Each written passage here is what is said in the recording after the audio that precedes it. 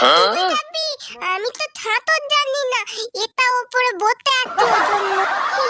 উফ বাবা রে বাবা, ঝড় তো কবে চলে গেছে না ব্যাপারে। তাকে দেখি কোথায় গেল বাবা।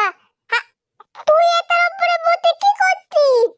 আরে বাবা জানি না নাকি, হ্যাঁ বৃষ্টি হবে ঝড় হবে, যদি আমি উড়ে চলে যাই ওর জন্য এটার উপরে বসে আছি।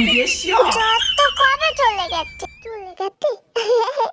তো উফ বাবা, ভাইদের মধ্যে তো একটুকু বুদ্ধি নেই, খিদে হবে।